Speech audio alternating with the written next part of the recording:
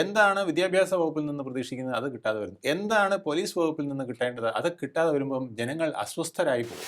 ഇവിടുത്തെ പൊളിറ്റിക്കൽ വിഷയം എന്ന് പറയുന്നത് ജനങ്ങളുമായി ബന്ധപ്പെട്ട വിഷയം പറഞ്ഞാലേ അവർ വോട്ട് ചെയ്യുള്ളൂ. അതെ. നിങ്ങൾ CJP ആണോ KJP ആണോ എന്ന് ഞങ്ങൾക്ക് തന്നെ അറിയുന്നതെന്ന് ചിന്തിക്കുന്ന ഒത്തിരി പേരുണ്ട് കേരളത്തിൽ. ഈ ഖജനാവ് രക്ഷപ്പെടുത്തണമെങ്കിൽ പോലും ശരിക്കും പറഞ്ഞാൽ LDFും UDFും BJPയും ഒന്നിച്ചു നിന്നാലേ നമ്മുടെ ഈ ഖജനാവിനെ രക്ഷപ്പെടുത്താൻ പറ്റും. ഈ രാജ്യത്ത് സമരം മാത്രമേ നടക്കുന്നുള്ളൂ. എന്നിട്ട് പറയും ഇവിടെ വലിയ തൊഴിൽ സൗഹൃദ ആണ്, 3.5 കോടി ഇവിടെ ഇൻവെസ്റ്റ് ചെയ്യാൻ ആൾ വന്നിരിക്കുകയാണ്. ഇവിടെ ഇൻവെസ്റ്റ് ചെയ്യുന്നവൻ ആന്തൂർ സാജന്റെ അപ്പുറത്തെ അവസ്ഥയിലെത്തും. എന്തെല്ലാം ഡീൽ സ്റ്റാലിനുമായിട്ടുണ്ടാക്കി, ഇതിലെന്താ ഒരു ഡീൽ ഉണ്ടാക്കാൻ പറ്റാത്തത് കേരള സർക്കാരിന്?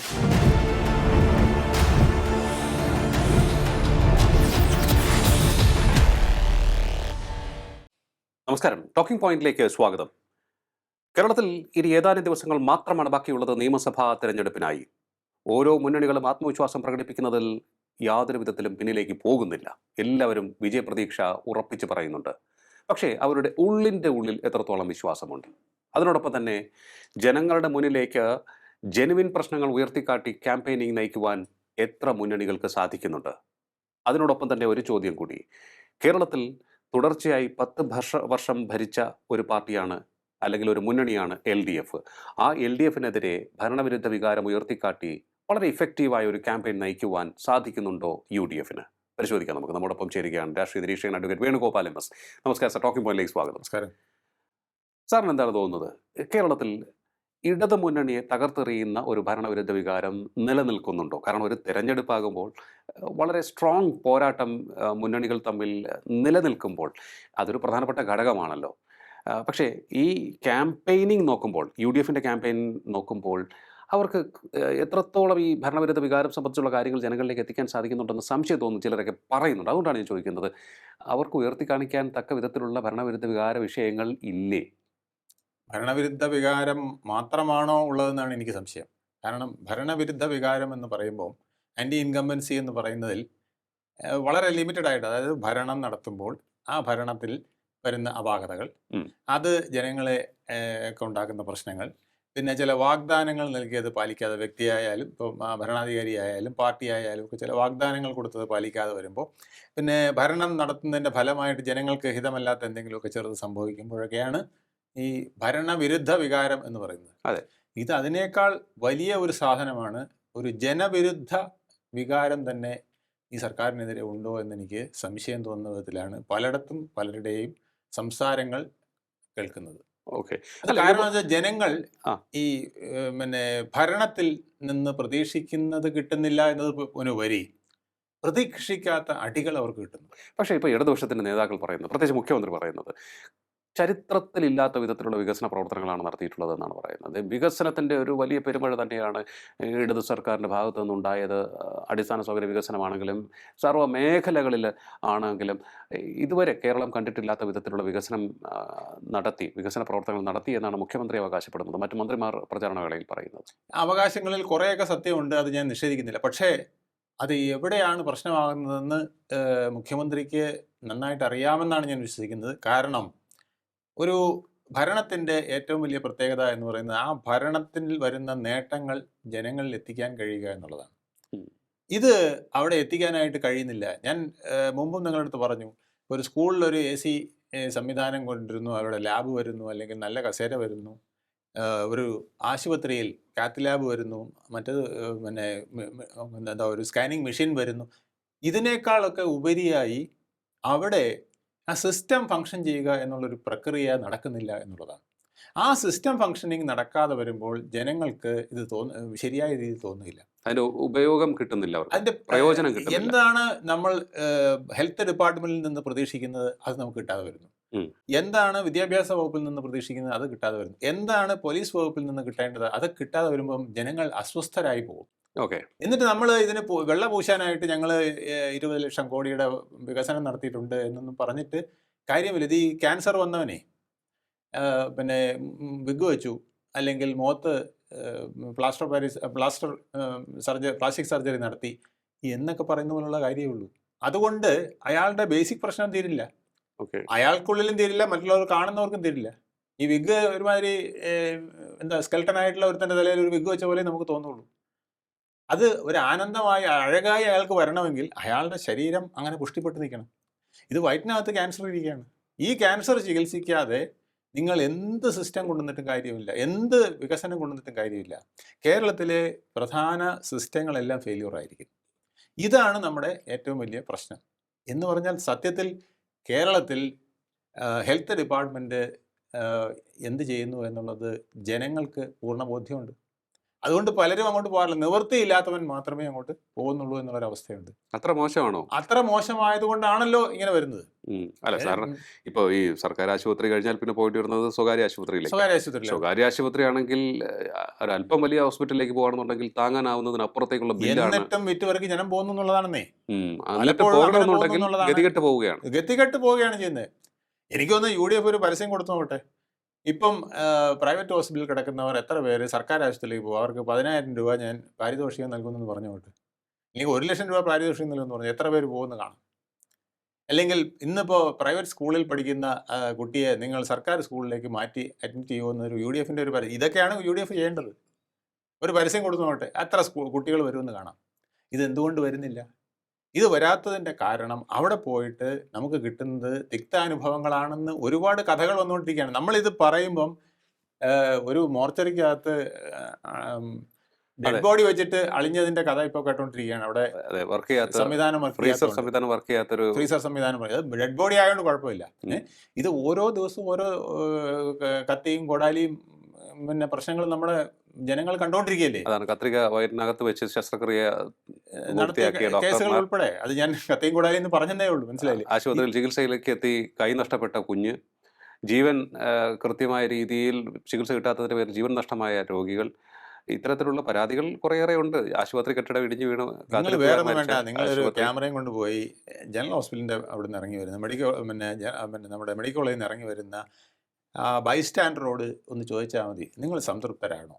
ഇപ്പോൾ ഇവിടെ കിട്ടുന്ന ഫെസിലിറ്റി സംതൃപ്തർ എത്ര പേര് സംതൃപ്തരാകുമെന്ന് പറയുമെന്ന് നിങ്ങളൊന്ന് ആലോചിച്ച് നോക്കുക. അതിന് കാരണം അവരുദ്ദേശിച്ച് വരുന്ന ട്രീറ്റ്മെൻറ്റ് അവർക്ക് കിട്ടുന്നില്ല. പേപ്പട്ടി കടിച്ച് അവിടെ വരുമ്പോൾ അതിൻ്റെ വാക്സിൻ കൊണ്ട് പിന്നെ കൂടുതൽ പേളകി മരിക്കാൻ, അതിനേക്കാൾ വേഗത്തിൽ മരിക്കാനുള്ള ഇടവരികയാണ്. ഇങ്ങനെയുള്ള സംവിധാനങ്ങൾ നിലനിൽക്കുമ്പോൾ പാമ്പ് കടിച്ച് ഒരാളെ രാത്രി ഇവിടെ മെഡിക്കൽ കോളേജിൽ കൊണ്ടുവന്നിട്ട് അവിടെ എത്തിയിട്ട് അവർക്ക് ആൻറ്റിവെനം കൊടുക്കുന്നതിന് വൈകിപ്പോയോണ്ട് ആൾ മരിച്ചുപോയി. ഈ വിധത്തിലുള്ള ആൻറ്റിവെനം അവിടെ ഇരിക്കുകയാണ്, പക്ഷെ എന്നിട്ട് പോലും നമ്മുടെ സിസ്റ്റം കറക്റ്റായിട്ട് വർക്ക് ചെയ്യുന്നില്ല എന്നുള്ളതാണ്. ഇത് ഗുരുതരമായൊരവസ്ഥയാണ്. ഈ ഗുരുതരാവസ്ഥ ജനങ്ങളിൽ എത്തിക്കാൻ പ്രതിപക്ഷത്തിന് കഴിഞ്ഞിട്ടുണ്ടോ എന്നുള്ളതാണ് പ്രശ്നം. അല്ലേ, അങ്ങനെ നോക്കുകയാണെന്നുണ്ടെങ്കിൽ ഈ ഗുരുതരാവസ്ഥ ഒട്ടേറെ വിഷയങ്ങളിലുണ്ട്. അല്ലെങ്കിൽ ഇതിൽ മാത്രമൊന്നുമല്ല, അടിയന്തരമായി ശ്രദ്ധ പതിയേണ്ട ഒട്ടേറെ വിഷയങ്ങളുണ്ട്. എനിക്ക് തോന്നുന്നു ഇത് ഭരണപക്ഷത്തിരിക്കുന്നവരായാലും പ്രതിപക്ഷത്തിരിക്കുന്നവരായാലും നന്നായിട്ടുണ്ട്. തൊഴിലിന്റെ പ്രശ്നമുണ്ട്, നമ്മുടെ പൊതുമേഖലാ സ്ഥാപനങ്ങളുടെ പ്രശ്നമുണ്ട്. ഇപ്പോൾ വിദ്യുശക്തി ബോർഡ് നമുക്കറിയാമല്ലോ, ആ ബോർഡ് ജനങ്ങളുടെ മേലെ അടിച്ച് കൊടുക്കുന്ന ഭാരം എത്രയാണ്? എന്നിട്ട് അവരെന്ത് പ്രൊഡക്റ്റീവായിട്ട് ചെയ്യുന്നു? ഇവിടെ ഏറ്റവും കൂടുതൽ വൈദ്യുതി ഉൽപ്പാദിപ്പിക്കുന്നത് ഇപ്പോൾ പുരപ്പുറത്തെ പിന്നെ സോളാർ പാനലുകളാണ്. ആ സോളാർ പാനലുകൾ വെക്കുന്നതിന് പാര വെച്ചുകൊണ്ടിരിക്കുകയാണ് ഇലക്ട്രിസിറ്റി ബോർഡ്. അതായത് അറിയുന്നത് 90 മെഗാവാട്ടം കണ്ട് ഈ കഴിഞ്ഞ കുറേ നാളുകളായിട്ട് പിന്നെ നമ്മുടെ ഹൈഡ്രോജൻ പ്രോജക്റ്റിൽ നിന്ന് വഴി ഇവർ ഉൽപ്പാദിപ്പിച്ചതിൻ്റെ 10 ഇരട്ടി കൂടുതൽ ഇപ്പോൾ സോളാർ വഴി ജനങ്ങൾ ഉൽപ്പാദിപ്പിക്കുന്നു, 1000 മെഗാവാട്ടിൽ കൂടുതൽ. എന്നിട്ട് അതിനെ പരവയ്ക്കുന്ന അവസ്ഥയിലേക്ക് നമ്മുടെ ഇലക്ട്രിസിറ്റി ബോർഡുകൾ പ്രവർത്തിക്കുന്നു എന്നുള്ളതാണ് അവരെ നിരുത്സാഹപ്പെടുന്ന വിധത്തിൽ. ഇങ്ങനെ ഓരോ വിഷയങ്ങളിലും അല്ല, അത് നിസ്സാരമായി പറഞ്ഞാൽ അവർ പറയുന്നത് ഇങ്ങനെ എല്ലാവരും സോളാർ പാനൽ വെച്ചാൽ ഞങ്ങൾക്ക് ജോലി നഷ്ടപ്പെടും. അതാണ് പ്രശ്നം. ഇവിടെ എല്ലാ സിസ്റ്റങ്ങളും ഇങ്ങനെ. ഇപ്പം വേറൊരു ബോർഡ് ഞാൻ പറയാം, ശബരിമല. ആ ശബരിമല എന്ന് പറയുന്ന ഒരു ബോർഡാണ്. ഈ 2 ബോർഡുകൾ നിങ്ങൾ, ഇലക്ട്രിസിറ്റി ബോർഡും ശബരിമല ദേവസ്വം ബോർഡും, ഈ 2 ബോർഡുകൾ നിങ്ങൾക്ക് നോക്കിയാൽ മനസ്സിലാകും. ഒരിടത്ത് ജീവനക്കാർ കൊള്ളയടിച്ച് ജനങ്ങളെ ബുദ്ധിമുട്ടിക്കുന്നു, മറ്റേടത്ത് ഭരണക്കാർ കൊള്ളയടിച്ച് അവിടുത്തെ സാധനങ്ങൾ എടുത്തുകൊണ്ട് പോകുന്നു. ഈ അവസ്ഥയിൽ ഇത് 2 ബോർഡേ നിങ്ങൾ അറിഞ്ഞിട്ടുള്ളൂ. ഇനി കോപ്പറേറ്റീവ് സെക്ടറിൽ എന്താ സംഭവിക്കുന്നത്? കോപ്പറേറ്റീവ് സെക്ടറിലെ കൊള്ള എന്ന് പറഞ്ഞാൽ ജനത്തിന് ഈ ഇലക്ഷന്റെ സമയത്തും പിന്നെ വയനാട് കണ്ട് ഒരാള് നൗഷാദ് എന്ന് പറഞ്ഞ ഒരാൾ അവിടെ ചാകാൻ നിൽക്കുന്ന കണ്ടു. പെട്രോൾ ഒഴിച്ച് ചാകാൻ പോണു, ചുവന്ന കൊടിയും ഒക്കെ വെച്ചുകൊണ്ട് നിൽക്കുന്ന കണ്ടു. എന്നിട്ട് പോലീസ് അയാളെ പിടിച്ചുകൊണ്ട് പോവുക. പറഞ്ഞത് അയാളുടെ 5 ലക്ഷം 10 ലക്ഷം രൂപ അവിടെ ഇട്ടുണ്ട്, അത് ഇപ്പോൾ ചോദിച്ചപ്പോൾ കൊടുക്കുന്നില്ല. എനിക്കത് അത്യാവശ്യമുള്ളതാണ്, എനിക്ക് കിട്ടിയേ പറ്റുള്ളൂ എന്ന് പറഞ്ഞ് അയാൾ കിടന്ന് വെള്ളം വെക്കുകയാണ്. അല്ല, ഈ തട്ടിപ്പൊക്കെ നടക്കുന്നത് പാർട്ടിക്കാരുടെ അറിവോടുകൂടിയാണ്. യാതൊരു സംശയമില്ലല്ലോ. പക്ഷേ ഇതൊന്നും ഇവിടുത്തെ ഭരണത്തിന് ബാധിക്കുന്ന പ്രശ്നങ്ങളല്ല എന്ന് പറഞ്ഞാൽ പിന്നെ എങ്ങനെയാ വരുന്നത്? മറ്റൊരു കാര്യം സാർ അറിഞ്ഞു കാണും. അതായത് ഈ വായ്പാ തട്ടിപ്പ് അത് സർക്കാർ CPM-കാരുടെ നേതൃത്വത്തിൽ വായ്പാ തട്ടിപ്പ് നടക്കുന്നതായുള്ള വാർത്തകൾ പുറത്തു വന്നിട്ടുണ്ട്. എത്രയോ കേസുകൾ വായ്പാ തട്ടിപ്പുകളല്ല, ചില ഏരിയ തട്ടിപ്പുകളെ സെക്രട്ടറിമാരുടെ നേതൃത്വത്തിൽ അദ്ദേഹത്തിന്റെ ഡ്രൈവറുടെ പേരിൽ, അതായത് ബിനാമി പേരിൽ വായ്പ എടുക്കുകയാണ്. അത് ലക്ഷമോ കോടിയോ ഒക്കെ കഴിഞ്ഞു. ഇപ്പൊ നമ്മൾ തിരുവനന്തപുരം കോർപ്പറേഷനിലെ മേയർ പറയായിരുന്നു 10,000 രൂപയുടെ ഒരു വിളക്ക് 6,000 രൂപ കൊടുത്തിട്ട് വാടക എടുത്തുകൊണ്ടിരിക്കുക.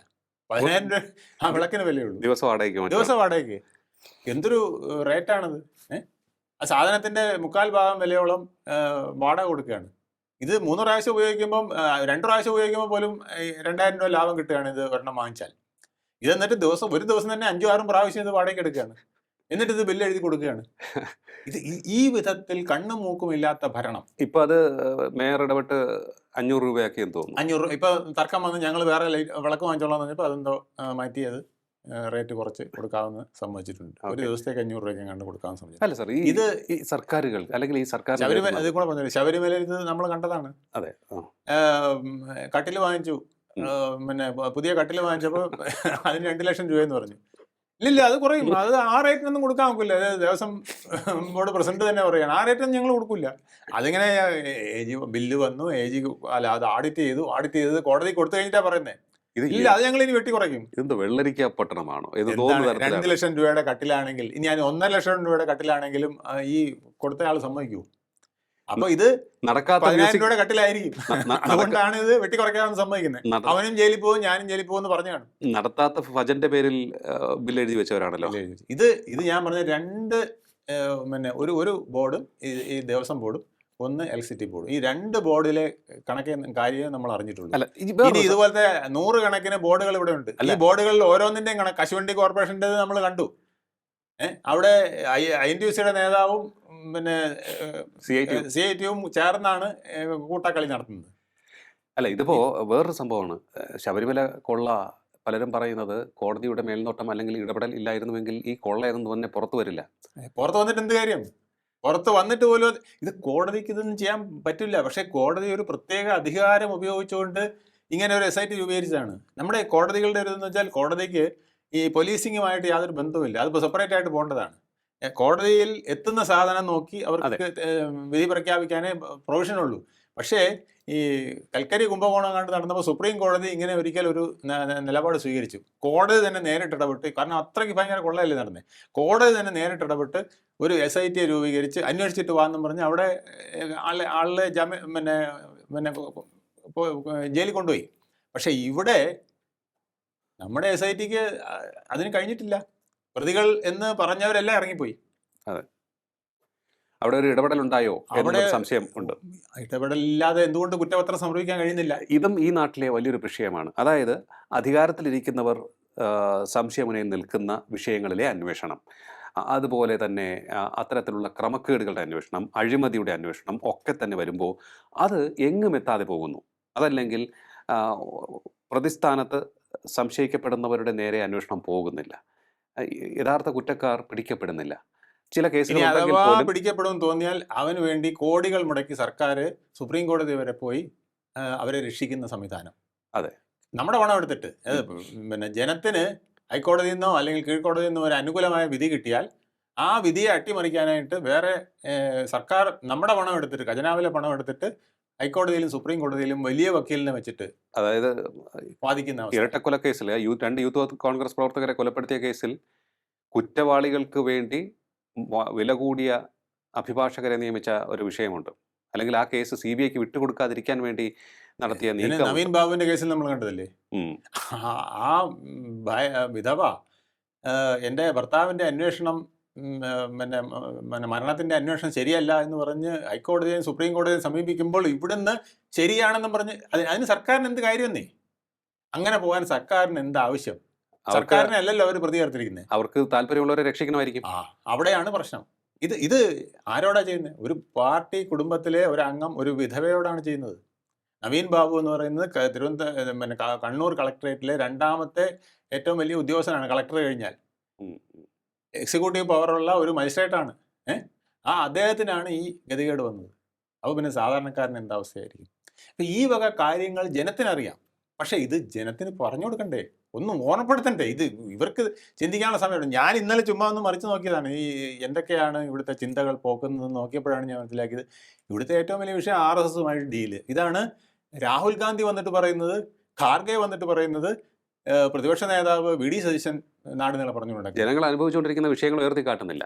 ഇത് CPM-ന് വളരെ അനുകൂലമാണ്. അതെ. കാരണം അവർക്കിത് മറയിടാനായിട്ട് ഈ 3 പേര് പറഞ്ഞത് മതി. ഖാർഗെ വന്ന് പറയുന്നതും രാഹുൽ ഗാന്ധി വന്ന് പറയുന്നതും ഇവിടെ CJP ഉണ്ടെന്നാണ്. അതല്ലല്ലോ ഇവിടുത്തെ പൊളിറ്റിക്കൽ വിഷയം. ഇവിടുത്തെ പൊളിറ്റിക്കൽ വിഷയം എന്ന് പറയുന്നത് ജനങ്ങളുമായി ബന്ധപ്പെട്ട വിഷയം പറഞ്ഞാലേ അവർ വോട്ട് ചെയ്യുള്ളൂ. അതെ. നിങ്ങൾ CJP ആണോ KJP ആണോ എന്ന് ഞങ്ങൾക്ക് തന്നെ അറിയുന്നതെന്ന് ചിന്തിക്കുന്ന ഒത്തിരി പേരുണ്ട് കേരളത്തിൽ. അതെ. കാരണം ഇവരെല്ലാം കണക്കാണെന്ന് വിശ്വസിക്കുന്നവരുണ്ട്. അപ്പം ഇതിലൊന്നും ഞങ്ങൾക്ക് ഒരു പുതുമയും തോന്നുന്നില്ല. പക്ഷെ ഞങ്ങൾക്ക് തോന്നുന്നത് ഞങ്ങൾ വിമിഷ്ടപ്പെടുന്നു. അതെ. ഈ നാട് മുടിഞ്ഞുകൊണ്ടിരിക്കുന്നു. ഇത് ഇവിടുത്തെ ഖജനാവിന്റെ അവസ്ഥ എന്താണ്? ഏറ്റവും പാപ്പരായ ബാങ്ക്രപ്റ്റായ ഒരു ഖജനാവല്ലേ ഉള്ളത്. ഈ ഖജനാവ് രക്ഷപ്പെടുത്തണമെങ്കിൽ പോലും ശരിക്കും പറഞ്ഞാൽ LDFും UDFും BJPയും ഒന്നിച്ചു നിന്നാലേ നമ്മുടെ ഈ ഖജനാവിനെ രക്ഷപ്പെടുത്താൻ പറ്റുള്ളൂ. ആ വിധത്തിലാണ് നമ്മുടെ ഖജനാവ് വന്നിരിക്കുന്നത്. വളരെ മോശം അവസ്ഥയാണ്. വളരെ മോശം അവസ്ഥ. ഇതാര് പറയുന്നു? തീർച്ചയായിട്ടും അങ്ങ് പറഞ്ഞ വളരെ ശരിയാണ്.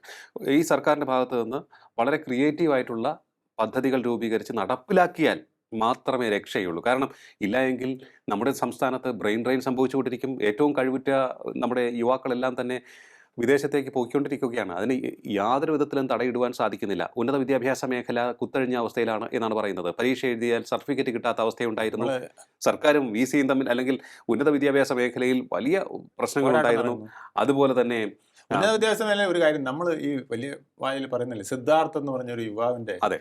ഏറ്റവും നല്ല ഒരു ചെറുപ്പക്കാരൻ, നാട്ടുകാർക്ക് മുഴുവൻ പ്രിയങ്കരൻ, അച്ഛനും അമ്മയ്ക്കും പ്രിയങ്കരൻ, സ്നേഹം മാത്രം കൊടുക്കാൻ കഴിയുന്ന ഒരു യുവാവ്, പിന്നെ എത്ര മൃഗീയമായിട്ടാണ് അവിടുത്തെ സ്റ്റുഡൻസ് യൂണിയൻകാർ കൊലപ്പെടുത്തിയത്.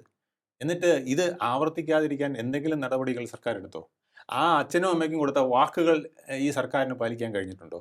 ഇതൊക്കെ ജനങ്ങളുടെ ഞാനൊരു കുട്ടിയെ ഇതുപോലെ ഒരു വെറ്റിനറി കോളേജിലോ അല്ലെങ്കിൽ മെഡിക്കൽ കോളേജിലോ അയക്കുമ്പം എൻ്റെ ദണ്ണം ഇതാണ്. അതെ. ഇതാണ് സർക്കാർ പറയുന്നത് എല്ലാം പെർഫെക്റ്റ് ആണ്, വിദ്യാഭ്യാസ മേഖല പൊതുവിൽ ആ ഒരു സംഭവം, അത്തരത്തിലുള്ള റാഗിങ്ങുമായി ബന്ധപ്പെട്ട് ഈ വിദ്യാർത്ഥികളെ മർദ്ദിക്കുന്ന സംഭവങ്ങൾ, വിദ്യാർത്ഥികളെ പീഡിപ്പിക്കുന്ന സംഭവങ്ങൾ വന്നപ്പോൾ ഒരു ധാരണ പൊതുജനങ്ങൾക്കിടയിൽ വന്നിരിക്കുന്നത് ഈ സർക്കാരിൻ്റെ യുവജന സംഘടന നടത്തുന്ന ഏത് കൊള്ളരുതായ്മയും മർദ്ദനവും മൃഗീയ കൊലപാതകങ്ങൾ ഉണ്ടെങ്കിൽ പോലും അവയൊക്കെ തന്നെ മൂടി വയ്ക്കപ്പെടുന്ന അവസ്ഥ, അന്വേഷണം ശരിയായ ദിശയിൽ മുന്നോട്ട് കൊണ്ടുപോകാത്ത അവസ്ഥ, അതുപോലെ തന്നെ പ്രതികളെ സംരക്ഷിക്കുന്ന അവസ്ഥ, ഇതെല്ലാം ഉണ്ടാകും. ഒരു ഉദാഹരണം കൂടെ ഞാൻ പറഞ്ഞിട്ടെ. വീണ ജോർജിന്റെ മുമ്പാകെ 2 പിള്ളേർ, KSUവിന്റെ 2 പിള്ളേർ കൊടി കാണിച്ച് വന്നതിന് അവർക്കെതിരെ കൊലക്കുറ്റമാണ് ചുമത്തിയത്. നമുക്കറിയാമായിരുന്നത് നാടകമാണ് എന്നുള്ളത് ഈ TV കൂടെ കണ്ട നമുക്കെല്ലാം അറിയാമായിരുന്നു. എന്നിട്ട് പോലും പോലീസ് അവർക്കെതിരെ 5-6 മണിക്കൂർ കഴിഞ്ഞിട്ട് ആരുടെയൊക്കെ പ്രേരണ കൊണ്ട് കൊലക്കുറ്റമാണ് അവർക്കെതിരെ ചുമത്തിയത്.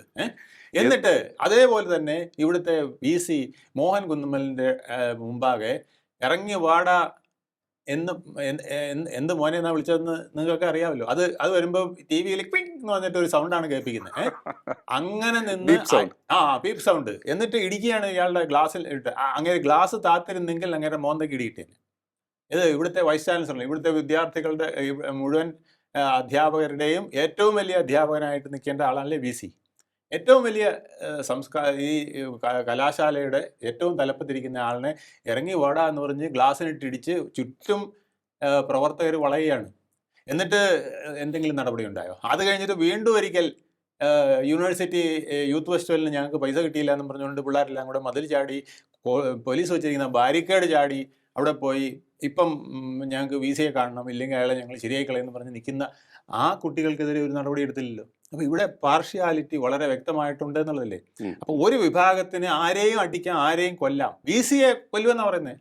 ഇറങ്ങി വാടാന്ന് പറഞ്ഞ് നിൽക്കുകയല്ലേ, അല്ലെ, ബീപ് സൗണ്ട് കേൾപ്പിച്ചിട്ട്. ഈ രക്ഷാപ്രവർത്തനത്തിന്റെ ദൃശ്യങ്ങൾ ഇപ്പോഴും നമ്മളുടെ മുന്നിൽ വ്യക്തമായി തന്നെയുണ്ട്. രക്ഷാപ്രവർത്തനം, അതായത് പോലീസ് അല്ലെങ്കിൽ രാഷ്ട്രീയ പാർട്ടി ഭരണ കക്ഷിയുടെ അനുകൂലമായിട്ടുള്ളവർ അടി കൊടുത്താൽ അത് രക്ഷാപ്രവർത്തനം. മറ്റവർ തിരിച്ച് കരിങ്കൊടി കാണിച്ചാൽ അത് കൊലപാതകം, കൊലപാതകം, കൊലപാതക ശ്രമം, വധശ്രമം. അപ്പോൾ ഇത് രണ്ടിൻ്റെയും കുറ്റം എത്രയാണെന്ന് നോക്കണം. ഇത് തമ്മിലുള്ള അന്തരം വരുമ്പോൾ ഇവിടെ എവിടെയാണ് നീതി, ന്യായം? അതെ. ഇത് പറയാനായിട്ട് ഇവിടെ ഒരു പ്രതിപക്ഷ നേതാവില്ല, ഇവിടെ ഒരു LOP ഇല്ല. നമ്മുടെ രാഹുൽ ഗാന്ധി വന്നിട്ട് പറഞ്ഞത് എന്താണ്? ഇവിടെ എന്തുകൊണ്ട് മുഖ്യമന്ത്രിയെ അറസ്റ്റ് ചെയ്യുന്നില്ല എന്നാണ് ചോദിക്കുന്നത്. അത് മോദിയും ഇവരും തമ്മിലുള്ള അഡ്ജസ്റ്റ്മെന്റ്. ഇതോടെ പോയില്ലേ? ഇതോടെ ആ വിഷയം വേറെന്തോ ആയിപ്പോയി. എന്നിട്ട് CJP എന്ന് പറയുക. അതെ, അങ്ങനെ പറയുന്നതിന് പകരം ഈ ജനങ്ങളുടെ വിഷയങ്ങൾ എടുത്തൊരു പട്ടിക തയ്യാറാക്കി അത് വായിച്ചാൽ മതിയല്ലോ. അത് മാത്രം പറഞ്ഞാൽ മതി. നിങ്ങൾ എത്ര പേർക്ക് ബാങ്ക് തട്ടിപ്പ് വഴി പണം പോയിട്ടുണ്ട്? അതെ. അത് ആദ്യം ഞങ്ങളായിരിക്കും വന്നാൽ തിരിച്ചു നൽകുന്നത്. കുറ്റക്കാരിൽ നിന്ന് ഏറ്റെടുത്ത് ഞങ്ങൾ തിരിച്ചു നൽകും എന്ന് പറയാൻ. തൊഴിലിന് വേണ്ടി സമരം ചെയ്യേണ്ടി വരുന്ന ദുരവസ്ഥ, അതും എക്സാം എഴുതി പാസ്സായവർക്ക് തൊഴിലിന് വേണ്ടി സമരം ചെയ്യേണ്ടി വരുന്ന ദിവസങ്ങളോളം സമരമോ? ഉപ്പ് വെച്ചിട്ട് മുട്ടുകുത്തി നിന്ന് പെൺകുട്ടികളടക്കം സമരം ചെയ്യാണ് സെക്രട്ടറിന്റെ മുമ്പില്. കല്ലുപ്പ് വെച്ചിട്ട്, എന്നുവെച്ചാൽ അത് കുത്തുമ്പോൾ തന്നെ വേദന എടുക്കും. അത് കഴിഞ്ഞിട്ട് കുത്തി അകത്ത് കയറുമ്പോൾ ആ ഉപ്പ് നമ്മുടെ ബ്ലഡുമായിട്ട് ചേരുമ്പോൾ നീറ്റലുണ്ടാകും. ആ നീറ്റൽ സഹിച്ച് നിൽക്കുന്ന കുട്ടികളെ കാണാൻ ഇവിടുത്തെ ഏത് വിദ്യാഭ്യാസ മന്ത്രിക്ക് കഴിഞ്ഞു? ഏത് തൊഴിൽ മന്ത്രിക്ക് കഴിഞ്ഞു? ഏത് ക്യാബിനറ്റ് റാങ്കുള്ള ആർക്കെങ്കിലും കഴിഞ്ഞോ? അപ്പൊ അത് നമ്മൾ ജനങ്ങളുടെ മുമ്പ് ഇന്നല്ലാതെ പിന്നെ ഇനി എന്നാണ് ഇത് പറയുക? ഇവര് ഈ തൊഴിൽ റിക്രൂട്ട്മെന്റുമായി ബന്ധപ്പെട്ട് പരീക്ഷകൾ നടത്തുമ്പോൾ അതിലെ ക്രമക്കേട്, യൂണിവേഴ്സിറ്റി പരീക്ഷയിലെ ക്രമക്കേട്, ഇതെല്ലാം ലോകം കണ്ടുകൊണ്ടിരിക്കുകയാണ്. ഇതെല്ലാം സിസ്റ്റം തകർന്നു എന്നുള്ളതിന്റെ ഇതല്ലേ കാണിക്കുന്നത്. സിസ്റ്റം തകർന്നത് എങ്ങനെയാണ്? നഴ്സുമാരും സമരം ചെയ്തുകൊണ്ടിരിക്കുകയാണ്. ഇപ്പോഴും പ്രശ്നം പരിഹരിച്ചിട്ടില്ല. ഈ രാജ്യത്ത് സമരം മാത്രമേ നടക്കുന്നുള്ളൂ. എന്നിട്ട് പറയും ഇവിടെ വലിയ തൊഴിൽ സൗഹൃദ ആണ്, 3.5 ലക്ഷം കോടി ഇവിടെ ഇൻവെസ്റ്റ് ചെയ്യാൻ ആൾ വന്നിരിക്കുകയാണ്. ഇവിടെ ഇൻവെസ്റ്റ് ചെയ്യുന്നവൻ ആന്തൂർ സാജന്റെ അപ്പുറത്തെ അവസ്ഥയിലെത്തും. അതും ചർച്ചയായിരുന്നു. പക്ഷേ അതൊന്നും നിലനിർത്തുവാൻ പ്രതിപക്ഷത്തിന് സാധിച്ചോ എന്നുള്ള ഒരു സംശയമാണ്. ആന്തൂർ സാജന്റെ മരണവുമായി ബന്ധപ്പെട്ട വിഷയം പി കെ ശ്യാമളയാണ് ആരോപണ വിധേയായത്. ആ വിഷയം കൃത്യമായി അന്വേഷിക്കുവാൻ പോലും പാർട്ടി തയ്യാറായില്ല എന്നുള്ളതൊന്ന്. ടി കെ ഗോവിന്ദൻ ചിലപ്പോൾ ഇത് അവിടെ തളിപ്പറമ്പിലെങ്കിലും പറയുമായിരിക്കും. അതുപോലെ തന്നെ പാർട്ടിയുടെ മറ്റൊരു ഉരുക്കുമുഷ്ടി ഉപയോഗിച്ച് നടത്തിയ ഒരു സംഭവം എന്ന് പറയുന്നത് പയ്യന്നൂരിലെ വിഷയം. അതായത് രക്തസാക്ഷി ഫണ്ട് തട്ടിപ്പ് കേസ്. അതെന്ത് തട്ടിപ്പാണ്! അപ്പൊ ഇത് ഖജനാവ് മുതൽ പാർട്ടി ഫണ്ട് വരെ തട്ടിക്കുന്ന അവസ്ഥ നിൽക്കുമ്പം ഇവിടെ പ്രതിപക്ഷത്തിന് പറയാനുള്ള CJP ബന്ധം മാത്രമാണോ? 1-2 കാര്യങ്ങൾ. അതുകൊണ്ട് അവർക്ക് എന്ത് ഗുണമാണ് കിട്ടുന്നത്? 1-2 പൊളിറ്റിക്കൽ ഗുണം കിട്ടുമെങ്കിലും എനിക്ക് വിഷമമില്ല. ഇത് പൊളിറ്റിക്കൽ ഗുണമില്ലെന്ന് മാത്രമല്ല, പല ദോഷങ്ങളും അതുകൊണ്ട് വരാനേ ഉള്ളൂ. ഓക്കെ.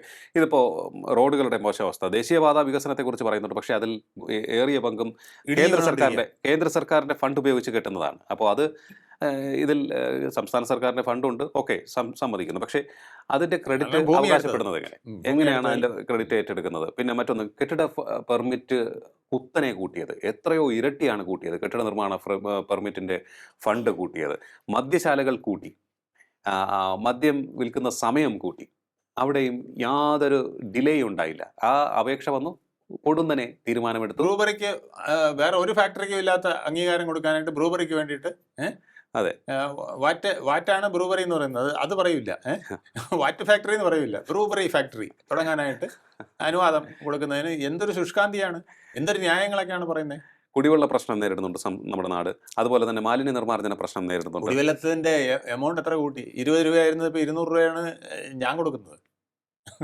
20 രൂപ ഞാൻ കൊടുത്തോണ്ടിരുന്നത്, ഇപ്പൊ 200 രൂപ ആയിട്ടുണ്ട് കുടിവെള്ളത്തിന്റെ റേറ്റ്. ഇത് ഓരോ വീട്ടിലും ഇതുപോലൊക്കെ തന്നെയാണ് വരുന്നത്.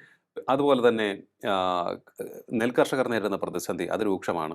കുട്ടനാട് പാക്കേജ് എന്ന് പറഞ്ഞാൽ അത് ഇതൊക്കെ വ്യക്തമായിട്ട് പറയേണ്ടതാണ്. ഈ കുട്ടനാട് പാക്കേജ് എന്ന് പറഞ്ഞ ഒരെണ്ണം VS അച്യുതാനന്ദന്റെ കാലത്ത് ഇവിടെ കൊണ്ടുവന്ന് നടപ്പിലാക്കിയത് എന്തെന്നറിയാമോ? അവിടെ പ്രൊഡക്ടിവിറ്റി കൂട്ടുക, അവിടുത്തെ എക്കോളജിക്കൽ ഇംബാലൻസ് തകർക്കുന്നത് അവസാനിപ്പിക്കുക, അവിടെ വെള്ളപ്പൊക്കം ഉണ്ടാകുന്നത് അവസാനിപ്പിക്കുക. ഇതൊക്കെ ചെയ്ത് ആ പദ്ധതി എവിടെ എത്തി? എന്ത് ചെയ്തു? അതെ, നമ്മുടെ വെസ്റ്റേൺ ഗാർഡ്സ് മൊത്തം ഇടിഞ്ഞുകൊണ്ടിരിക്കുകയാണ്. എക്കോളജിക്കൽ ഇഷ്യൂസ് ഒരുപാട് വന്നുകൊണ്ടിരിക്കുകയാണ്. അതിന് നമ്മൾ എന്ത് ചെയ്യുന്നു? അപ്പോൾ ഭൂമിയെ തകർന്നുകൊണ്ടിരിക്കുകയാണ്. ഓരോ വർഷവും കടൽ ഇങ്ങനെ കുറേശ്ശെ കയറിക്കൊണ്ടിരിക്കുകയാണ്. അപ്പോൾ കുറച്ചുനാൾ കഴിഞ്ഞാൽ കേരളം എന്ന് പറയുന്നത് ഇതിൻ്റെ പകുതിയായി പോകും. കാരണം ഇത് ഇക്കോളജിക്കൽ ഇഷ്യൂസ് ഒരുപാടുണ്ട് ലോകത്ത് മൊത്തത്തിലും. ഉണ്ടാകുന്ന സാധനങ്ങളാണെങ്കിൽ പോലും ഇതൊക്കെ നമ്മൾ അഡ്രസ്സ് ചെയ്യണ്ടേ? ഇതിന് എന്ത് പരിഹാരം കാണും എന്ന് നമ്മൾ നോക്കണ്ടേ? ഗ്ലോബൽ വാർമിങ്ങിൻ്റെ ഫലമായിട്ടാണെങ്കിലും കര കുറേശ്ശെ നശിച്ചുകൊണ്ടിരിക്കുന്നു. അതിൽ ഏറ്റവും ആദ്യം പോകുന്നത് കേരളത്തിന്റെ പ്രധാനപ്പെട്ട ഭാഗങ്ങളായിരിക്കും, അല്ലേ? അതെ. അതുപോലെ മുല്ലപ്പെരിയാർ നമ്മൾ എത്രയോ വലിയ ബഹളം നടത്തി, ഇപ്പോൾ ഒരു പ്രശ്നമില്ല. അതിപ്പോൾ ഇലക്ഷന് സംസാരമാവേണ്ടതാണ്. സംസാരം ആവേണ്ടതല്ലേ? നിങ്ങൾ അന്ന് ഇവിടെ ബദൽ അണക്കെട്ട് കെട്ടുമെന്ന് പറഞ്ഞു, അല്ലെങ്കിൽ ഇതിന് വേറെ സംവിധാനം ഉണ്ടാക്കുമെന്ന് പറഞ്ഞു. എന്തെല്ലാം ഡീൽ സ്റ്റാലിനുമായിട്ട് ഉണ്ടാക്കി. ഇതിലെന്താ ഒരു ഡീൽ ഉണ്ടാക്കാൻ പറ്റാത്തത് കേരള സർക്കാരിന്? അതാണ്. അപ്പോൾ സ്റ്റാലിനും ഇവിടുത്തെ മുഖ്യമന്ത്രിയും വിചാരിച്ചാൽ എന്ത് പെട്ടെന്ന് ചെയ്യാവുന്ന ഒരു കാര്യമായിരുന്നു. ഇനി അവിടെ ഒരു കുഴപ്പം ഇല്ലെന്നാണോ, അതോ കുഴപ്പം ഉണ്ടായിട്ടും രണ്ട് നഗരങ്ങൾ ഒലിച്ചു പോകുമെന്ന് പറഞ്ഞിട്ടും അനക്കമില്ലാത്ത അവസ്ഥയാണോ? അല്ല, ഇതിപ്പോൾ ഇലക്ഷനിൽ ഒരു മഴ പെയ്തിരുന്നെങ്കിൽ ഇവർ സംസാരിച്ചേനെ. വെള്ളക്കെട്ട് അതുപോലത്തെ ഒരെണ്ണമാണ്. തിരുവനന്തപുരത്ത് വെള്ളക്കെട്ട്, കൊച്ചിയിൽ വെള്ളക്കെട്ട്, കോഴിക്കോട് വെള്ളക്കെട്ടില്ലാത്തിടം ഇല്ല. അശാസ്ത്രീയമായ റോഡ് നിർമ്മാണം, അതെ, കെട്ടിട നിർമ്മാണം മൂലം ഉണ്ടാകുന്നതാണ്. മരട് ബിൽഡിംഗ് ഇടിച്ചു നിരത്താൻ സുപ്രീം കോടതി പറഞ്ഞില്ലേ? എന്തുകൊണ്ടാണ്? അന്ന് ഈ അശാസ്ത്രീയമായ കെട്ടിട നിർമ്മാണത്തിന് എഗൻസ്റ്റ് ആയിട്ടാണെന്ന് പറഞ്ഞു. എന്നിട്ട് നമ്മുടെ കെട്ടിട നിർമ്മാണ രീതി മാറിയോ? തണ്ണീർത്തടങ്ങളോ നെൽവയലുകളോ നശിപ്പിക്കുന്നതിനെതിരെ പറഞ്ഞിട്ട് ഇപ്പം അത് വ്യാപകമായിട്ട് കൊടുത്തുകൊണ്ടിരിക്കുകയാണ്. എത്രയും കൂടുതൽ തണ്ണീർത്തടങ്ങളും നെൽവയലുകളും കരഭൂമിയാക്കി മാറ്റി കെട്ടിടം വെക്കാനുള്ള പെർമിഷൻ നമ്മൾ കൊടുത്തുകൊണ്ടിരിക്കുകയാണ്. അപ്പോൾ എക്കോളജിക്കൽ ഇഷ്യൂസ് തന്നെ ഒരുപാട് നമുക്കുണ്ട്. കേരളം നിലനിൽക്കുന്നതിന്, ഈ ഭൂമി ഇങ്ങനെയായിട്ട് നിലനിൽക്കുന്നതിനുള്ള സാധ്യത കുറയ്ക്കുന്ന ഒരുപാട് കാര്യങ്ങൾ നമ്മുടെ ഇവിടെ നടന്നുകൊണ്ടിരിക്കുകയാണ്. ബ്രഹ്മപുരം മാലിന്യ പ്ലാന്റ് നിന്ന് കത്തി എത്ര ദിവസം, എന്തെല്ലാം വലിയ വാർത്തയായിരുന്നു. ഇവിടെ മൂക്കുപൊത്തിട്ട് നടക്കാൻ പറ്റുന്നില്ല, നമ്മൾ മാസ്ക് വെക്കണം, അങ്ങനെ എങ്ങനെയെന്നൊക്കെ പറഞ്ഞ് ഇതിന് പരിഹാരം, ശാശ്വത പരിഹാരം. എവിടെയാണ് ശാശ്വത പരിഹാരം? നമ്മുടെ ഇന്ന് ഗ്രാമപ്രദേശങ്ങളിൽ 50 രൂപയും നഗരങ്ങളിൽ 100 രൂപയും മാസം തോറും വാങ്ങിക്കുന്നുണ്ട് മാലിന്യത്തിന്. അതെവിടെയാണ് കൊണ്ടിടുന്നത്? നമ്മുടെ കുളങ്ങളിലും മറ്റും കാണുന്നത് ഇപ്പം നമ്മൾ കണ്ടുപിടിച്ചില്ലേ. ഈ നമ്മുടെ മസ്തിഷ്ക ജ്വരം എന്താണ്? നമ്മുടെ കുളത്തിലൊക്കെ ഇട്ടിരിക്കുന്ന ഈ മാലിന്യത്തിൽ നിന്ന് വരുന്നതാണ് ഈ മസ്തിഷ്ക ജ്വരം ഉണ്ടാക്കുന്നതെന്ന് ഇപ്പോൾ പലരും കണ്ടുപിടിച്ചു. പക്ഷെ മിണ്ടുന്നില്ല. 3 ടീമിനെ വെച്ച് ഇവിടെ റിസർച്ച് നടത്തി. അവരാരും മിണ്ടുന്നില്ല. ഇത് മിണ്ടാൻ പറ്റുന്നില്ല. ഈ തിരുവനന്തപുരത്ത് തന്നെ മാലിന്യം സംസ്കരിച്ചിട്ട് നമ്മൾ പന്നിക്ക് കൊടുക്കുന്നതാണ് നമ്മുടെ മുൻ മേയർ ആര്യ രാജേന്ദ്രൻ പറഞ്ഞുകൊണ്ടിരുന്നത്. ഇല്ലേ? ഇത്രയും പന്നി ഉണ്ടോ എന്ന് ചോദിച്ചോ, അതൊക്കെ ഉണ്ട്. അതൊക്കെ ഇവിടുന്ന് തമിഴ്നാട്ടിലേക്കൊക്കെ പന്നി ഉണ്ട്, അവിടെ എല്ലാം ഞങ്ങൾ ഉണ്ട്. പക്ഷേ ഇതെല്ലാം ഇവിടുത്തെ കുളത്തിലും തോട്ടിലും ഒക്കെ പലരും താത്തിക്കൊണ്ടിരിക്കുകയാണ്. നമ്മുടെ നാട്ടിലെ സ്ഥിതി വെച്ച് നോക്കുമ്പോൾ എത്ര ഉദ്യോഗസ്ഥർക്ക് ക്രമക്കേടുകൾ വിളിച്ചു പറയാൻ സാധിക്കും? എത്ര പേർക്ക്? ഡോക്ടർ ഹാരിസിന്റെ അവസ്ഥ നമുക്കറിയാം. ഏതെങ്കിലും തരത്തിൽ ഈ സിസ്റ്റം നന്നായി ഫംഗ്ഷൻ ചെയ്യുന്നു. പോയിട്ടെ മന്ത്രിയുടെ ചെവി പറയാൻ പറ്റില്ലല്ലോ. ചെവി പറഞ്ഞവനെ എടുത്ത് തോട്ടിക്കളയുന്ന കാലമല്ലേ. അതാണ് ശ്രീ അശോകൊക്കെ പോയി സ്റ്റേയും വാങ്ങിച്ചിട്ട് നിൽക്കേണ്ടി വരുന്നത്. എന്നിട്ടും ഇപ്പം അദ്ദേഹത്തിന് ഇരിക്കുന്ന കസേരയിൽ നിന്ന് വേറെ കണ്ടോ തട്ടാനായിട്ട് പ്ലാൻ ചെയ്തിരിക്കുകയാണ്. Doctor B Ashok, N Prashanth IAS, ഈ 2 ഉദ്യോഗസ്ഥരും നേരെ ചൊവ്വേ വളരെ സത്യസന്ധമായി ജോലി ചെയ്യുന്നവരാണ്.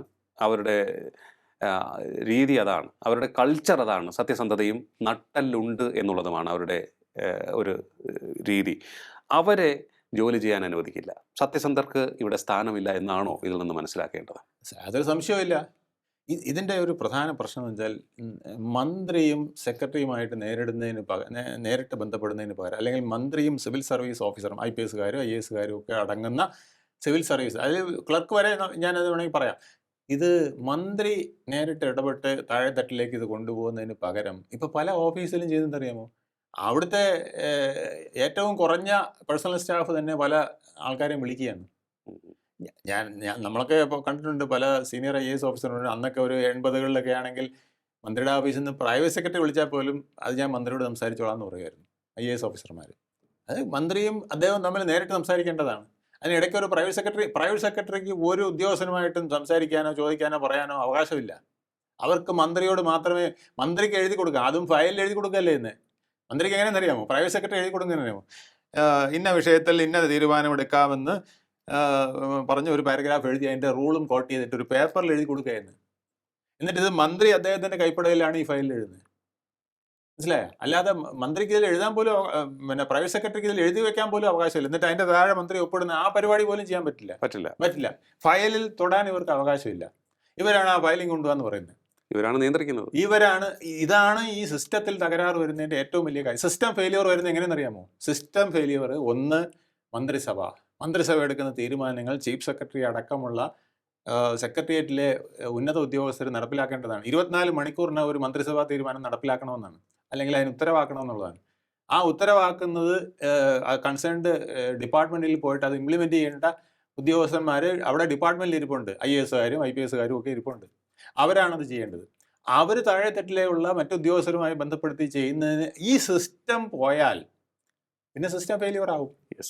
നിങ്ങൾ മെഡിക്കൽ കോളേജിലെ പിന്നെ പിന്നെ മെഡിക്കൽ ഡയറക്ടറേറ്റിന്റെ ഡയറക്ടറെ അവിടെ വെച്ചിരിക്കുകയും നിങ്ങളുടെ ഓഫീസിലെ പിന്നെ മന്ത്രിയുടെ ഓഫീസിലെ അസിസ്റ്റന്റ് പ്രൈവറ്റ് സെക്രട്ടറിയോ PA അവിടെ ഭരിക്കുകയും ചെയ്താൽ പോയി. അവർ നേരിട്ട് വിളിച്ച് ഓർഡർ കൊടുക്കുകയാണെന്നേ, പിന്നെ യൂണിറ്റ് ചീഫിനും മെഡിക്കൽ കോളേജ് സൂപ്രണ്ടിനും ഒക്കെ ഓർഡർ കൊടുക്കുകയാണ്. അവരത് അംഗീകരിക്കുകയും ചെയ്യുകയാണ്. അവർ അംഗീകരിക്കുന്നത് എന്തുകൊണ്ടാണ്? മുകളിലിരിക്കുന്നവൻ ഇത് അനുവദിച്ചു കൊടുക്കുന്നുണ്ടാണ്. ചീഫ് സെക്രട്ടറി അങ്ങനെ അനുവദിച്ചു കൊടുക്കുന്നു, സെക്രട്ടറിമാർ അനുവദിച്ചു കൊടുക്കുന്നു. അവരിത് സിസ്റ്റം ശരിയാക്കാനൊന്നും എല്ലാവരും ഒന്നും ഇപ്പോൾ തയ്യാറായെന്ന് വരില്ല. പണ്ടൊക്കെ അങ്ങനെയുള്ള മിടുക്കന്മാരുണ്ടായിരുന്നു. ഇതെൻ്റെ കടമയാണ്, ഈ സംസ്ഥാനത്തെ ഖജനാവ് മുടിയാതിരിക്കാൻ ഞാൻ ഇന്നത് എഴുതി വെക്കണം, അല്ലെങ്കിൽ അതിന് ബ്ലോക്കായിട്ട് നിൽക്കണം എന്നുള്ളത്. ഇപ്പം അങ്ങനെയല്ല, അത് തിരുത്തി എഴുതിക്കൊണ്ടിരുന്നത് തിരുത്തി എഴുതിക്കൊണ്ടിരും. ഈ കാലഘട്ടത്തിലാണ് നമ്മൾ ജീവിക്കുന്നത്. അപ്പം ഇവിടെ പ്രതിപക്ഷവും ഭരണപക്ഷവും എങ്കിലും മിനിമം നമ്മുടെ സംസ്ഥാനത്തിൻ്റെ ഗുണഗണങ്ങൾ എന്ത് വേണമെന്ന് നോക്കി ജനങ്ങളെ അറിയിക്കാനുള്ള ഈ സമയത്ത് അറിയിക്കുന്നില്ലെങ്കിൽ പിന്നെ ഇനി എന്നാണ് അറിയിക്കുന്നത്? ശരിയാണ്. അതാണ് ഇപ്പോൾ നമ്മുടെ കുട്ടികൾ നേരിടുന്ന വിഷയങ്ങൾ കൃത്യമായി അഡ്രസ്സ് ചെയ്യാൻ ആർക്കും സാധിക്കുന്നില്ല. കുട്ടികൾ ലഹരിക്ക് അടിമയായിക്കൊണ്ടിരിക്കുന്നു. അവർക്ക് പലതരത്തിലുള്ള വിഷയങ്ങൾ നേരിടുന്നു. ഇതിലൊന്നും തന്നെ ഒരു തരത്തിലുള്ള ഇഫക്റ്റീവായ ഇടപെടലോ തിരുത്തലോ നടത്താൻ സാധിക്കുന്നില്ല. കുറെ പരസ്യങ്ങൾ നമുക്ക് മുന്നിലേക്ക് വരുന്നുണ്ട്. ഇപ്പോൾ സർക്കാരിൻ്റെ പരസ്യമായി ചില വിമുക്തി എന്നൊക്കെ പറഞ്ഞ് സത്യപ്രതിജ്ഞയാണ്. ഈ സത്യപ്രതിജ്ഞയായിട്ട് എന്ത് കാര്യമാണ്? മെഴുകുതിരിയും വെച്ച് സത്യപ്രതിജ്ഞ. ഞാനും ഇന്നാളൊരു ചടങ്ങിന് പോയപ്പോൾ അവിടെ എല്ലാവരും കൂടെ പറഞ്ഞു മെഴുകുതിരി വെച്ച് സത്യപ്രതിജ്ഞയാണ്. പിന്നെ ഞാൻ പിടിച്ച്, കാരണം എന്താ പറയുക, എല്ലാവരും പിടിക്കുമ്പോൾ ഞാൻ പിടിച്ചില്ലെങ്കിൽ അവരെൻ്റെ അടുത്ത് ഉടക്കും. ഞാനും പിടിച്ചു നിന്നു. നമ്മൾ സത്യപ്രതിജ്ഞ ചെയ്തിട്ട് കാര്യമില്ല. സത്യപ്രതിജ്ഞകൾ നടപ്പിലാക്കാനായിട്ടുള്ള സംവിധാനങ്ങളില്ല. അതല്ലെങ്കിൽ നടപ്പിലാക്കാനായിട്ട് പോകേണ്ടവരാരാണ്? ഇത് പോലീസിന് പോയി ഇത് കണ്ടുപിടിക്കണ്ടേ? ഈ വിതരണക്കാരനെ കണ്ടുപിടിക്കാൻ എളുപ്പമാണ്. അവനെ കണ്ടുപിടിക്കുമ്പോൾ അതിൻ്റെ അടുത്ത ലിങ്കിലേക്ക് പോകും. അതിൻ്റെ അടുത്ത ലിങ്കിലേക്ക് പോകാൻ പറ്റുന്നില്ല. പോയാൽ അത് വലിയ ഉന്നതങ്ങളിലെ ചില മഹാന്മാരുമായിട്ട് ബന്ധപ്പെട്ട് കിടക്കുകയാണ്. അവിടെ വരുമ്പോൾ സ്റ്റോപ്പ്. അപ്പോൾ എന്ത് പറ്റും? ഈ താഴെ തടയിലുള്ള 2 എണ്ണത്തിനെ പിടിച്ച് ജയിലിലിടും. അങ്ങനെ കുറച്ച് ദിവസം ജയിലിൽ കിടക്കും. ജയിലിലാണെങ്കിൽ പിന്നെ നല്ല 1-ാം തരം ബാറ്റയും സൗകര്യമൊക്കെ, പുറത്ത് കിടക്കുന്നതിനേക്കാൾ കൂടുതൽ സൗകര്യം. പിന്നെ ഇടയ്ക്കിടയ്ക്ക് വന്ന് ഭാര്യയും മക്കളെയൊക്കെ കണ്ട് ഈ അവിടെ കിട്ടുന്ന ബാറ്റയെല്ലാം വാങ്ങിച്ച് വേണ്ട ആനുകൂല്യങ്ങളൊക്കെ അവർക്ക് ചെയ്തു കൊടുത്ത് ഈ ഗുണ്ടായിസത്തെ പ്രോത്സാഹിപ്പിക്കുന്ന രീതിയല്ലേ? അതായത് പാർട്ടിക്ക് വേണ്ടി കൊല ചെയ്തു കഴിഞ്ഞാൽ അവർക്ക് എത്ര നാൾ വേണമെങ്കിലും പരോളിൽ പുറത്തിറങ്ങി നടക്കാൻ സാധിക്കും. അത് എത്ര ഒരു മോശം സന്ദേശമല്ലേ സമൂഹത്തിൽ കൊടുക്കുന്നത്? കള്ളന്മാർക്കും കൊള്ളക്കാർക്കും പിന്നെ നാട് വിട്ടുകൊടുത്തു എന്നുള്ള സന്ദേശമാണ് അത് കൊടുക്കുന്നത്. അതെ. അതായത് വേറൊരു സംഭവം വളരെ മോശം കീഴ്വഴക്കം സൃഷ്ടിച്ചിരിക്കുന്നത്, ഇതിപ്പോൾ പാർട്ടിയെ ഒരു ചെറിയ വിഭാഗമാണ് നിയന്ത്രിക്കുന്നത്, CPM-നെ എന്നൊരു സംസാരം, ചർച്ച വളരെ സജീവമാകുന്നുണ്ട്. അതിൻ്റെ അടിസ്ഥാനത്തിൽ അവരുടെ നിയന്ത്രണത്തിലായിരിക്കും പാർട്ടി. വലിയൊരു വിഭാഗം പാർട്ടിക്ക് വേണ്ടി പ്രവർത്തിക്കുകയും സദാസമയവും നീങ്ങുകയും ചെയ്യുന്നവരുണ്ട്. പക്ഷേ അവരെയൊക്കെ തന്നെ ബൈപ്പാസ് ചെയ്തുകൊണ്ട് ഈ ഒരു സംഘം, അവർക്ക് ശൃംഖലയുണ്ടാകും. അത് ജില്ലാ കമ്മിറ്റിയിലാണെങ്കിലും ഏരിയ കമ്മിറ്റിയിലാണെങ്കിലും ഉണ്ടാകും. അവരുടെ തീരുമാനമാണ് മറ്റുള്ളവർക്ക് മേൽ അടിച്ചേൽപ്പിക്കുന്നത്. അവർ അതിനനുസരിച്ച് പോകണം. ഇല്ല എന്നുണ്ടെങ്കിൽ അവർക്കെതിരെ പാർട്ടി അച്ചടക്ക നടപടി എന്നുള്ളൊരു തിട്ടൂരം വരും. അപ്പോൾ അത്തരത്തിൽ ഒരു ഗുണ്ടായിസം നിലനിൽക്കുന്നുണ്ട് എന്ന ഒരു രീതിയും ഇപ്പോൾ ചർച്ചയാകുന്നുണ്ട്. അത്തരത്തിലുള്ള കാര്യങ്ങളൊക്കെ കേൾക്കണ്ടല്ലോ. നമ്മളിപ്പോ TK ഗോവിന്ദൻ പറയുന്നതല്ലേ, അപ്പുറത്ത് കുഞ്ഞിക്കണ്ണൻ പറയുന്നതല്ലേ, G സുധാകരൻ പറയുന്നതല്ലേ, A സുരേഷ് പറയുന്നത് അതല്ലേ പാലക്കാട്? എന്തിന് KTDCയുടെ ചെയർമാനായിട്ടിരുന്ന PK ശശി വരെ പറയുന്നതല്ലേ അവിടെ നീതിന്യായം നടക്കുന്നില്ല? ഇപ്പോൾ ജോയ്ക്കെതിരെ നിൽക്കുന്ന സ്മിത സുന്ദരേശൻ പറയുന്നതല്ലേ? സ്മിത ജോയ്ക്ക്, ഇവിടുത്തെ DC സെക്രട്ടറി ആയിരുന്ന ജോയ്ക്ക് വർക്കലയിൽ നാമനിർദ്ദേശം കൊടുക്കുന്നതിന് കൂടെ പോയ ആളാണ്. തിരിച്ചിറങ്ങി കഴിഞ്ഞപ്പോൾ താമര ചിഹ്നത്തിൽ മത്സരിക്കുന്നത് എന്തെല്ലാം ചോദിച്ചപ്പോൾ അറിഞ്ഞു ഇതിനകത്ത് യാതൊരു നിവൃത്തിയില്ല. ഞാൻ ബ്ലോക്ക് പ്രസിഡൻ്റായിരുന്നു, ബ്ലോക്ക് മെമ്പറായിരുന്നു. പക്ഷേ ആ കാലമൊക്കെ പോയി. ഇവിടുത്തെ ഏരിയ സെക്രട്ടറി, ഏരിയ കമ്മിറ്റിയിലെ ഭാരവാഹിയായിരുന്നു. പക്ഷേ ഇപ്പോഴങ്ങനെയല്ല സിസ്റ്റങ്ങൾ. ഞങ്ങൾക്ക് തന്നെ അവിടെ നിൽക്കാൻ ബുദ്ധിമുട്ടാണ്, ഞങ്ങൾ പോകുന്നു. ഇതാണ് പ്രശ്നം. ഈ കോക്കസുകൾ വരുമ്പോൾ പണ്ട് കോൺഗ്രസിലാണ് ഇങ്ങനെ കണ്ടിട്ടുള്ളത്. പക്ഷേ ഇപ്പോൾ കമ്മ്യൂണിസ്റ്റ് പ്രസ്ഥാനത്തിലും കൂടി ഇത് വന്നാൽ, ഞാൻ എപ്പോഴും പറയാറുണ്ട്, നമ്മുടെ കോശങ്ങൾ, ആയിരക്കണക്കിന് കോശങ്ങൾ നമ്മുടെ ശരീരത്തിലുണ്ട്. ഇത് ഒന്നൊന്നായിട്ട് പ്രവർത്തിച്ചാൽ നമുക്ക് ശരീരത്തിന് മേന്മ കിട്ടിക്കൊണ്ടിരിക്കും. ഇത് ഒരു ഗ്രൂപ്പായിട്ട് ചേർന്ന് ഒരു ഗ്രൂപ്പ് രൂപീകരിച്ച് കഴിഞ്ഞാൽ അതിന് പറയുന്ന പേരാണ് ക്യാൻസർ. ഈ ക്യാൻസറുകൾ ഒരു സ്ഥലത്ത് ക്യാൻസർ വന്നാൽ പിന്നീട് പല സ്ഥലത്ത്, ഇത് ഉടനെ തന്നെ ഈ ക്യാൻസറിനെ നമ്മൾ ഇല്ലാതാക്കണം. ഇല്ലെങ്കിൽ പലയിടത്ത് ക്യാൻസറുകൾ വന്നിട്ടുണ്ട്, മൾട്ടിപ്പിൾ ക്യാൻസറായി ആൾ തട്ടിപ്പോകും. ഇത് തന്നെയാണ് രാഷ്ട്രീയ പാർട്ടികളിൽ ഇന്ന് സംഭവിച്ചുകൊണ്ടിരിക്കുന്നത്. ചെറിയ ചെറിയ ഗ്രൂപ്പുകൾ വരുന്നു, ഒരു ഗ്രൂപ്പ് ഉണ്ടാക്കി അപ്പുറത്ത് വേറെ ഒരു ഗ്രൂപ്പ് ഉണ്ടാക്കും. ഈ ഗ്രൂപ്പുകളെല്ലാം കൂടെ ചേർന്ന് ആ പാർട്ടിയെ നശിപ്പിക്കുന്നു. ഇത് തന്നെയാണ് ഇന്ന് കമ്മ്യൂണിസ്റ്റ് പാർട്ടിയും നേരിടുന്ന പ്രതിസന്ധി എന്നുള്ളതാണ്. അത് ഭരണത്തിൽ കൂടെ ഈ പ്രതിസന്ധികൾ വരുമ്പോൾ ഈ ഇവിടെ വരുന്ന കോക്കസുകൾ ഭരണത്തിലും വരും. ഉം. അപ്പോൾ അവിടെ വേറെ കോക്കസുകൾ ഉണ്ടാകും. ആ കോക്കസുകൾ IAS-കാരനും IPS-കാരനും വെച്ചിട്ട് ചില കോക്കസുകൾ ഉണ്ടാകും. അപ്പോൾ സിസ്റ്റം ഫെയിലിയർ ആകും. അതായത് സിസ്റ്റം ഫെയിലിയർ ആയാൽ തലപ്പത്തിരിക്കുന്നവരുടെ ദല്ലാളുമാരായി അല്ലെങ്കിൽ അവരുടെ പിണിയാളുമാരായി കുറേയേറെ ഉദ്യോഗസ്ഥ ഗ്രൂപ്പുകൾ ഉണ്ടാകുന്നു. കുറേയേറെ അത്തരത്തിലുള്ള ഗ്രൂപ്പുകൾ മുകളിൽ നിന്ന് താഴേക്ക് രൂപപ്പെടുന്നു. അപ്പോൾ ഇവരിലൂടെ മുകളിലിരിക്കുന്നവർ കാര്യങ്ങൾ നേടിയെടുക്കുന്നു. എന്നിട്ട് അവർക്ക് താല്പര്യമുള്ളവരെ മാത്രം. അങ്ങനെ നമുക്കൊരു സിസ്റ്റം ചലിപ്പിക്കാൻ പറ്റില്ല. അതെ. നിങ്ങൾക്ക് ഞാൻ ഇന്നാളെ ഒരു ഉദാഹരണം പറഞ്ഞാൽ, ട്രെയിൻ ഉണ്ടെങ്കിൽ ആ ട്രെയിനിന്റെ എല്ലാ വീലും കറങ്ങണം. Yes, അതെ. 2 വീല് കറക്കാതെ ഇരുന്നാൽ പോലും അത് ചിലപ്പം ഡീറെയിൽ ചെയ്യാനിടയാക്കും. കുറേ ദൂരം വലിച്ചോണ്ട് പോകും. കുറച്ച് കഴിയുമ്പോൾ ഇത് തേഞ്ഞിട്ട് അത് വെച്ചിട്ട് ഈ പാളം തെറ്റി ട്രെയിൻ പിന്നെ താഴെ വീഴും. അതിലിരിക്കുന്നവർ മുഴുവൻ അപകടത്തിലാവും, മരിച്ചു പോവും. ഈ ദുരന്തത്തിലേക്ക് കേരളം പോകുമ്പോൾ കേരളത്തിൽ ഇന്ന് എല്ലാവരും ഒന്നിച്ച് പ്രവർത്തിക്കേണ്ട ഒരു കാലഘട്ടം, എല്ലാവരും ഒന്നിച്ച് ഈ റൈറ്റ് ഡയറക്ഷനിലേക്ക് ചിന്തിക്കേണ്ട കാലഘട്ടത്തിലാണ് നമ്മൾ വഴിമാറി വിവാദങ്ങൾ സൃഷ്ടിച്ചുകൊണ്ട് മുഖ്യമന്ത്രി ചെറ്റയെന്ന് വിളിച്ചു എന്ന് പറഞ്ഞുകൊണ്ട് അതിനെക്കുറിച്ച് പറയുക, അല്ലെങ്കിൽ വേറെ എന്തെങ്കിലും ഒരു വിഷയം, ഇപ്പം പിന്നെ RSS-ഉമായിട്ട് ഡീലുണ്ടെന്ന് പറഞ്ഞിട്ട് അതിലേക്ക് പോവുക.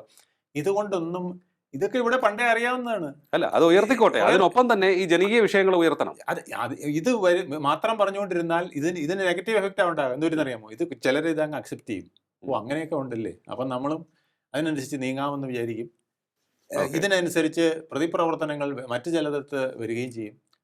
ഇതെല്ലാം അവസാനം സാധാരണവൽക്കരിച്ച് പോവുകയും ചെയ്യും. ജനങ്ങളുടെ പ്രശ്നങ്ങളായി നിലനിൽക്കുകയും ചെയ്യും. ജനങ്ങളിതെല്ലാം മറക്കാനായിട്ട് ഉള്ള മയക്കുമരുന്നായിട്ട് ഇത്തരം പിന്നെ RSS-ഉം ജമാഅത്തെ ഇസ്ലാമിയും ഒക്കെ മേമ്പൊടിയായിട്ട് വന്നു കഴിഞ്ഞാൽ പിന്നെ ഇതിനകത്ത് യഥാർത്ഥ പ്രശ്നങ്ങളിലേക്ക് നമുക്ക് പോകാം. യഥാർത്ഥ പ്രശ്നം ഇപ്പോഴാണ് ഉന്നയിക്കേണ്ടത്. അതെ. അസംബ്ലിയിൽ ഉന്നയിച്ചത്, റോഡിൽ നടത്തിയത് ആശാവർക്കർമാരുടെ പ്രശ്നങ്ങൾ, ഇതൊക്കെ നമ്മൾ വലിയ സമരങ്ങൾ നടത്തിയതല്ലേ. എന്തെല്ലാം പ്രശ്നങ്ങളെന്ന്, കേരയിൽ പദ്ധതിയുടെ പ്രശ്നങ്ങൾ, വൈദ്യുതിയുടെ പ്രശ്നങ്ങൾ, എല്ലാ പ്രശ്നങ്ങളും ഉന്നയിക്കേണ്ട ഇന്ന് അത് മറന്നിട്ട് KJP ഉണ്ടായെന്നോ അല്ലെങ്കിൽ മറ്റെന്തെങ്കിലും ഇത്തരത്തിലുള്ള കാര്യങ്ങൾ, അല്ലെങ്കിൽ മുഖ്യമന്ത്രി എന്തുകൊണ്ട് അറസ്റ്റ് ചെയ്യാത്ത, അതൊക്കെ ചോദിക്കാം, അതൊക്കെ രാഷ്ട്രീയത്തിലുള്ളത് തന്നെ. പക്ഷേ മെയിൻ സാധനം വിട്ടുപോകരുത്. അതെ. നിങ്ങളെ രക്ഷിക്കാൻ ഞങ്ങൾക്ക് ഇന്ന സാധനം കയ്യിലുണ്ട്, അതിന് ഞങ്ങൾ ഇന്നതൊക്കെ ചെയ്യാൻ തയ്യാറാണ്, ഇത് പറഞ്ഞ് മുന്നോട്ട് വരിക. ഇപ്പോൾ ഭരണവിരുദ്ധ വികാരം ഇല്ലാതാക്കാൻ ഭരണപക്ഷം ശ്രമിക്കുമ്പോൾ പ്രതിപക്ഷവും കൂടെ അത് ഇല്ലാതാക്കിയാൽ പിന്നെ എന്ത് ചെയ്യും? ശരിയാണ്.